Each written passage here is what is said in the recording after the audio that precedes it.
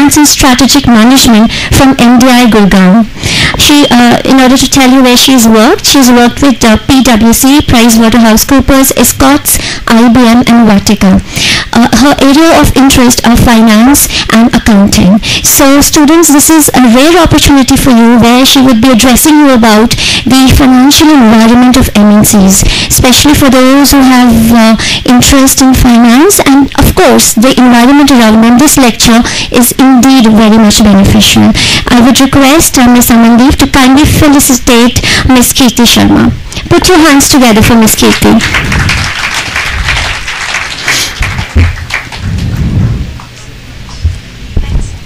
Thank you, Kirti. The stage is all yours, please.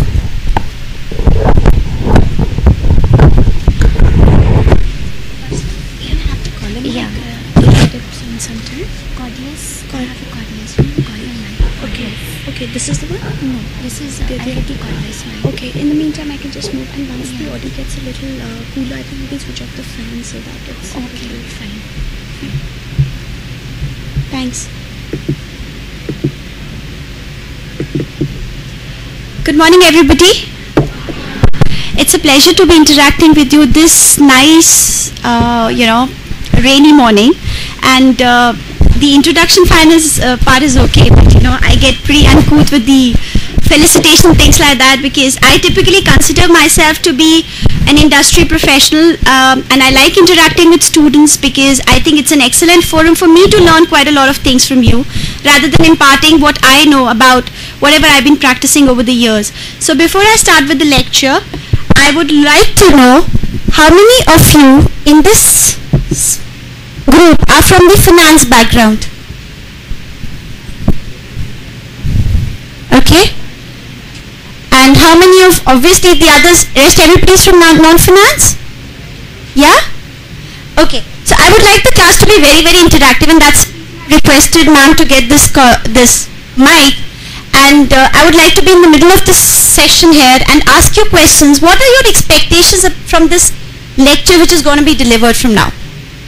Is it something which you're attending just because your professors told you to come and sit for it? Or do you really look forward, get some takeaways when the session is over?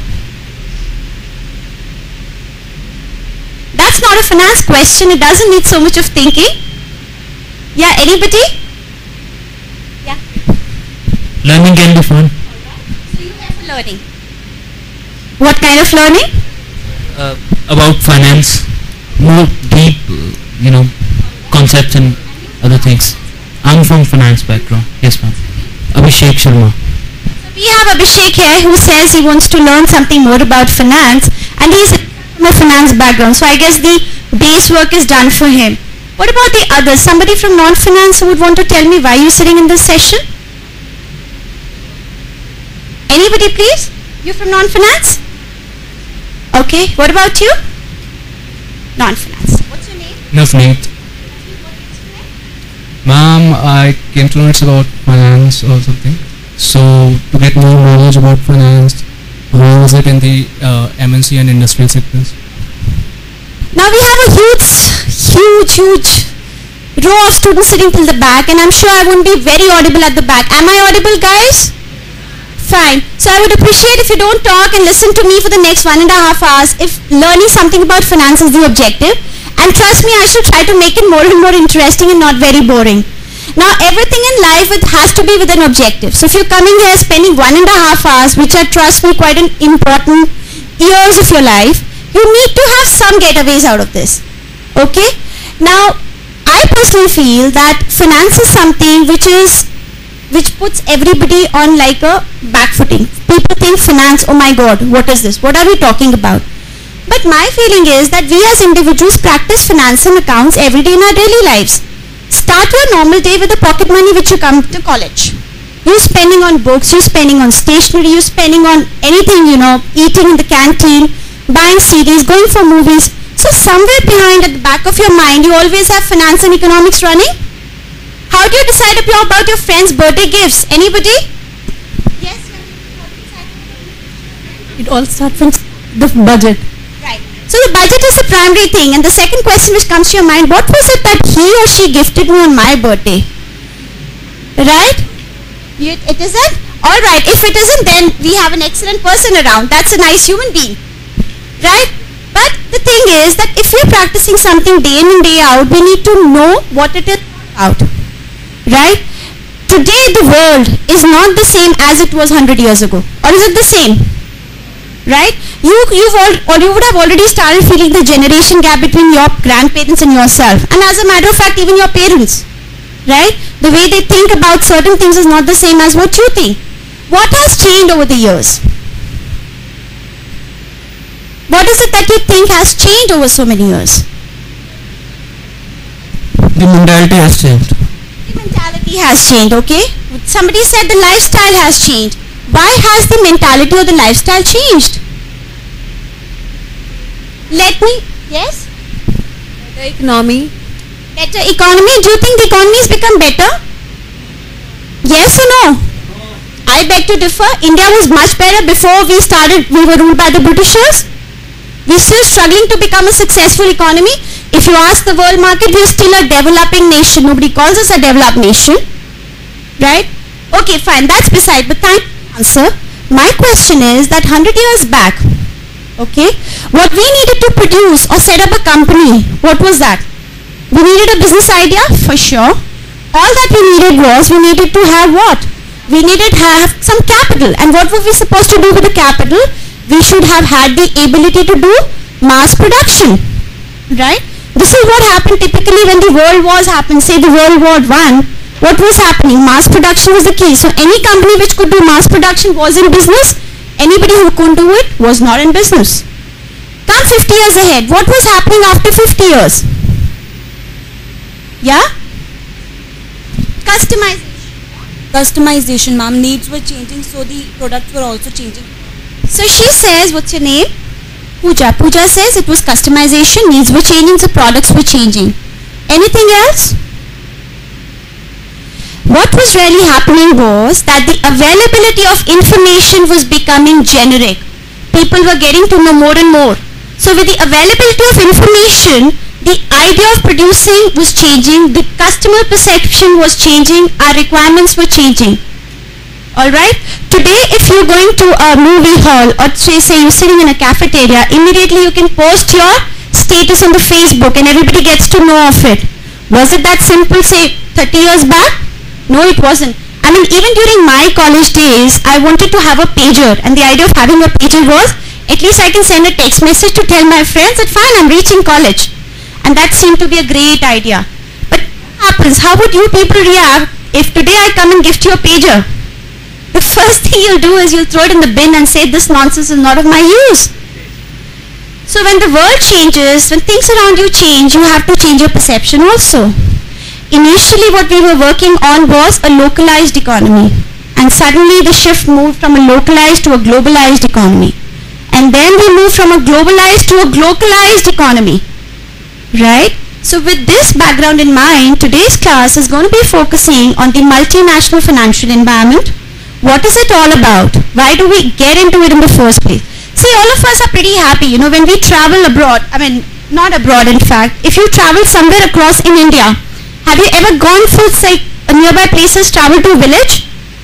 Life looks so simple for those people. 11 you find they've all done with their breakfast. They would have this nice charpai under a tree. They'll be resting there. There'll be few buffaloes and cows sitting there. They'll be enjoying themselves. The farmer would be enjoying himself, right? So nobody wants to make their life complicated. We don't want to make it too. But why do we make it so complicated? Right? Obviously there has to be some return. Now Adam Smith had once said that, you know, it always makes sense to get the benefits from somebody else when you know that you don't hold those benefits. This happens when you're working in groups to make your lectures. What happens? So what do? You say, okay, we are a group of 5 people. This person is good with the presentation skills. Let him make the PowerPoint presentation. I'm good with talking. I'll do the talking. You don't say that everybody has to get involved in it, because somebody who's best at it should be picking up his or her job. Perfectly fine. Now, multinational financial environment emerged because companies realized that staying in an individual setup, they needed to get something more, something bigger, something better. So they started expanding to other areas. And this is something which even history proves, right? So we had this concept of business where we had businessmen who were traveling across the 7 seas, going and selling their products and getting a better bargain for them, right? So this is how the concept of a multinational business emerged. Now, as per the UN report, it says there are around 35,000 companies in today's world which are multinational. The others are not. My question is, why is it only 35,000? We could have, say, almost 1 lakh plus companies operating in India, but not everybody is a multinational company. Why is that so? Anybody guess?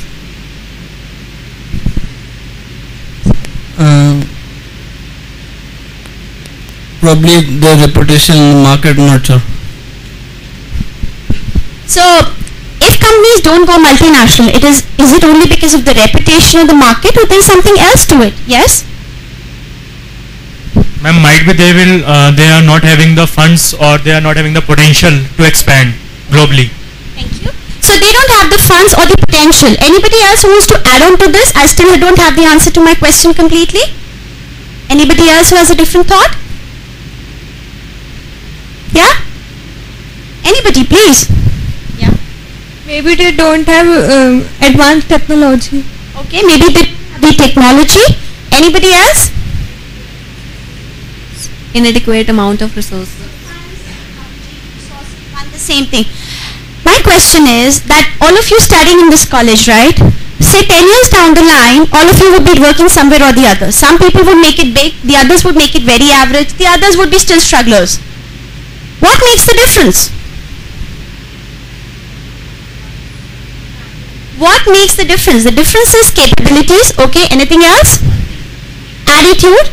Attitude makes the difference. The third thing which makes the difference is the mindset. So how do I see myself? I could be a company and I would have a vision and a mission statement. My vision statement completely determines what I want to do in the bigger run. Do I want to be a multinational company in the first place or not? If yes, I could be an Indian company like an Infosys or a Tata and still go out and acquire companies abroad. And if I don't have that mindset, I could be somebody like a Muthoot Finance who could be just restricted to the Indian scenario. So the first thing which is important to decide whether a company goes in the multinational environment is the vision. Having decided that, why do we want to go to the multinational environment in the first place? What is it that makes us go in the multinational environment? Sorry? Scope. Scope for what? Opportunities. Opportunities in terms of the market. So I have a bigger market to sell my products. Now what happened in case of Nike or Reebok or Adidas? We did not have these brands in India, say like till 12 years back. And suddenly when they approached the Indian market, what happened? Now you see factory outlets in every nook and corner of the Indian cities. And what happens? All the people, all of us in fact, rather than going and buying a Bata or a Liberty, we go ahead and we buy a Nike or an Adidas if it's for sports. Right? So what did they end up getting? They got a bigger market for themselves, that increased their profits. What is the second thing which happens when we go to the multinational environment? They can get the mindset of the people there, they can appoint them, recruit them, and they can change their way of production as per the population living there. Okay, so she says the mindset of the people can be changed and they can be seasoned to work in your kind of setup. Now my thing is that most of you would have studied HR, yes or no? So all of you know that the movement of labor isn't that easy from one country to the other, right? But the movement of material is suddenly easier than labor. So what do? We have a cost advantage. We send our raw material to a country where it's cheaper and we get it made from there and then we sell it. A very small example, if you're living in a posh colony and you have say a down market colony next to your house, say something like a JJ colony or I don't know what is close to Rohini. So anytime you're going to buy something, you know one thing for sure, that what would be sold in South Extension would not be the same price as what you'll get in a JJ colony or say a Madhipur or as a matter of fact any other down market colony, correct? So what can you do? There's an opportunity for arbitrage. So what you do, you buy from somewhere where it's cheaper and you sell it somewhere where it's more expensive, and in between the process you're making a profit. So that is the cost advantage which comes. Now companies go multinational because not only because of the cost advantage, but also not because of the market advantage, but there's another reason. Globalization is typically fine. That is encouraging companies to get into business, right? It's just encouraging. So what did India do in 1991 when we opened our markets? We just tried to make our markets more competitive by letting people come in. So what happens is when my Indian Railways and my Indian Airways or whatever it is, howsoever inefficient it would be, the moment a competitor sets in, you know you have to pull up your socks and deliver your best. Otherwise you will either extinct or you would shine. So you only have two choices, die or do. But the third reason why companies decided that they want to get into the financial environment, what was that? Make a wild guess. Let me give you a clue. What do the mining companies and the oil companies do? Yeah? Of course they mine and they extract and they sell, right? But what happens to the oil wells or the area, the mining zones which they're mining? They seem to, it's a natural resource. So after a point in time, what will happen to it? It will come to an end. Then when it comes to an end, you have to go to a other place, to a newer place. So this also forced companies to work in the multinational environment. So if today, typically it's said that America attacked Iraq only because of oil. What was America trying to do? It was just trying to capture those oil wells so that it had a better productivity. It could have a better reserve of oils. So these are the three reasons why companies want to go in the multinational environment. But having said that, it's not very easy to be operating in a multinational environment, correct? How do you kind of get into the multinational setup? If I'm an Indian company and I want to set up a business abroad, or say an American company wants to come to India and set up a business here, what are the options that the company has? Yeah, louder. Okay, mergers and acquisitions, that's just one option. Anything else? Joint ventures, licensing, franchising. Excellent. Franchises and licensing. Anything else? Setting up a typically a subsidiary, as I may call it. Okay, anything else? What else? That's the most talked about thing these days. FDIs. Correct. So that's FDIs. So we have a hierarchy where we have the least risk one and the highest risk one.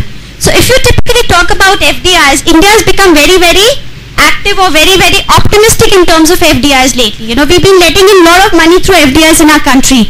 However, this is a benefit and it can also be a disadvantage.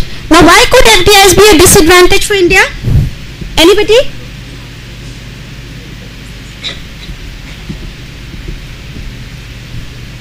Why could FDIs be a disadvantage? Anybody? Okay. Yeah? They can be this to the domestic sellers. Right? Unlike their market, their profits, maybe their existence can be okay.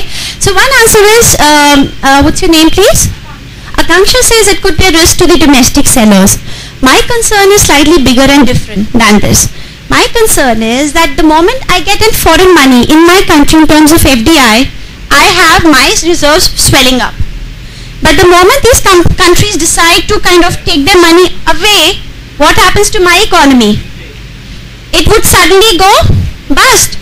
And I as a country cannot afford. Typically there was this issue when one of these banks went bankrupt. I think there was a lot of rumor about ICICI Bank. So what happened was that there was somebody who spread this rumor that there is no cash in ICICI Bank. So everybody was standing at the ATM queues withdrawing money.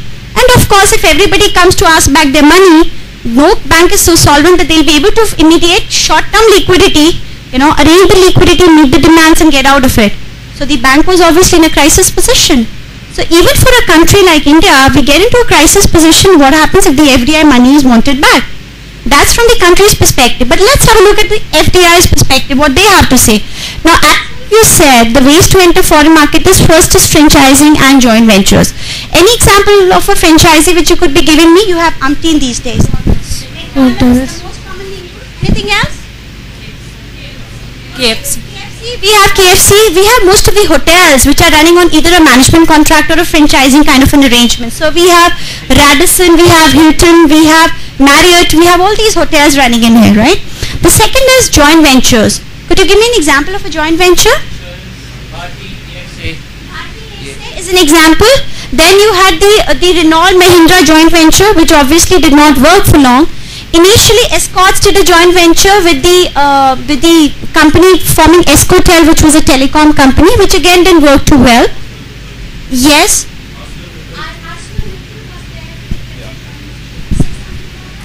Actually, any comments about that? Okay, I mean, it was joint venture of ArcelorMittal and the steel company. Both of them actually, Lakshmi Nivas Mittal had acquired that company. So now they are doing equally good as a joint venture as well. A joint venture is typically a setup where both of us have a 50-50 arrangement. So I put in 50%, you put in 50%.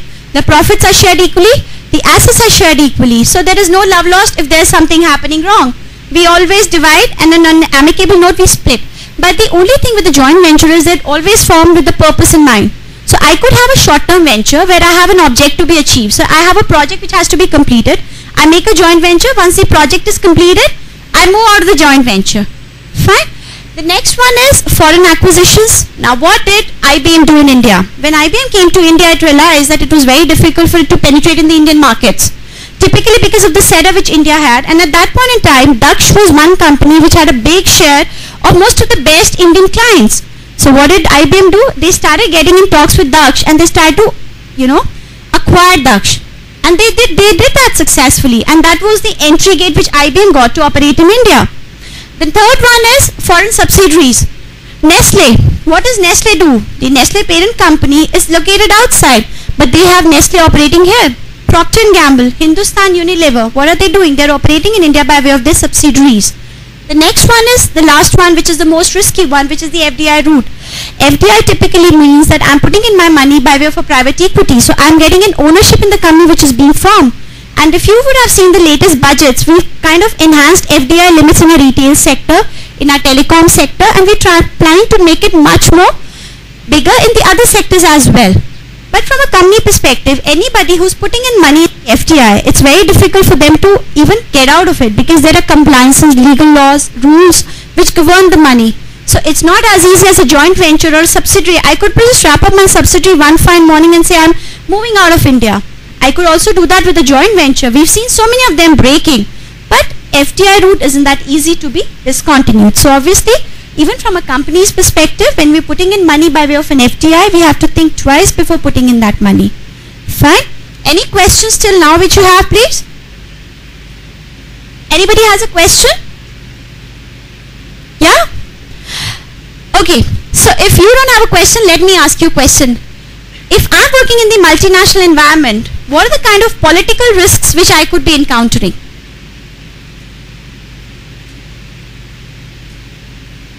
What are the kind of political risks? No, I'm talking about purely political risks. Nowadays it's becoming very, very common that the person's effort is not appreciated these days, because what happens is if a person is doing, let's take an example of a software company. A person, 4 or 5 members are there in a team, and if a person, one member is doing the entire work, sometimes what happens is the other persons take the credit. These kind of political barriers are there in working in MNCs. Whereas as far as the government sectors are concerned, it's not like that. And MNC, like my brother is working in HCL, he has suffered this thing himself, because one team member was, he was doing the entire work and the credit was taken by the other member. So these kind of political barriers are there. Thanks for the inputs. This is a human resource perspective, the atypical which we're looking for. The political risk which I was to refer to, that's the compliances part of it. So rules and regulations are compliances. Anybody from non-finance who can give this answer, please? I'll appreciate your participation. Yes?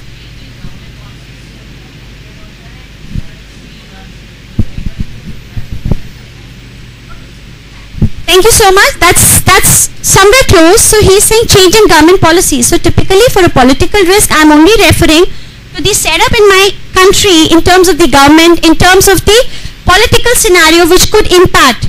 Now what happened in India? India had seen a long time, long tenure of coalition governments. So what was happening? None of the parties were getting a majority and we were ending up making coalition governments.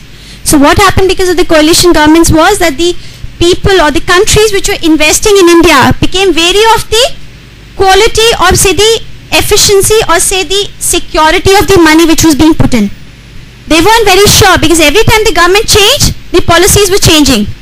And they didn't want to put in their money at a place where a policy change could result in losses. One thing which we are very clear is, as people of finance or as people of practicing finance, we are very greedy people. And our objective is always maximizing the wealth of the shareholder. So anything which doesn't maximize the wealth of the shareholder doesn't suit us. Now, in the US, very recently there was a major crisis. And what was that crisis called as? Subprime lending crisis. So when the subprime lending crisis started happening in the US, do you think any of the Indian companies were very ready and going and setting up businesses there? Because they already knew that the banking sector there had taken a hit. They were already grappling to come out of the crisis. So if we were to invest in a company in the US, we would think twice before doing it. And that's how companies also take a stand, whether they want to put in their money or not. Now, if I tell you that let's open a company, okay, let's have a partnership, we'll open a company, maybe it's a joint venture, and we go and set up a business in Pakistan. How's the idea? I can already see heads nodding, it's a very bad idea. And why do you want to do that? Okay, not Pakistan, say maybe Afghanistan, that's a better place? No, it's not a better place. Why is it not a better place? Because the political scenario there is pretty unstable. And I don't want to be a part of a scenario which is unstable because it will result in my wealth erosion and not my wealth creation. Fine? The next one. We've already discussed the reasons. We have the slide in front of us. Quickly going through it. Expanded profit potential, more customers, more capital, lower cost suppliers, and low cost of labor. Now, Southeast Asia has somehow been famous or infamous for the fact that, if you want cheap labor, go to Southeast Asia.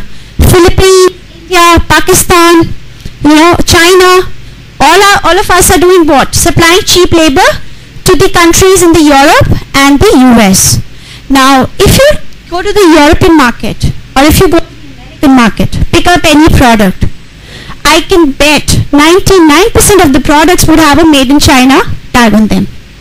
Everything effectively. In fact, as a matter of fact, the Hindu gods and goddesses are also being made in China. That's the state of the control which the Chinese economy has in terms of the manufacturing part of it. So, with the low cost of labor came other problems also. Now, we could have labor which is cheap, but we don't want our labor to be exploited, right? So, we don't want somebody to be setting up shops where do you have child labor which is happening, where you have issues like sweatshops which is happening. So, Nike was quite a lot, and Liz Claiborne was quite a lot in, discussed when they were involved in child labor, sweatshops. So, what is a sweatshop typically? Would somebody know? Would anybody know what is a sweatshop? A sweatshop is typically a place where a company carries its production under unhealthy working conditions. So where the workers are not allowed to move out, they are being given a very small place to work, and it's completely unhygienic and unhealthy. Okay? So it was said that Nike was trying to reduce its cost only by operating in the sweatshop setup. Now what are the challenges which a multinational company faces? In the first place, the multinational company has to, in the multinational environment, if I'm going and moving out, the first thing which I have to see is the currency fluctuation. And these days, as I said, that there is so much of volatility in the market, you can't afford losing your money. You have to keep it intact. Just yesterday, there was a headline in the newspaper which said that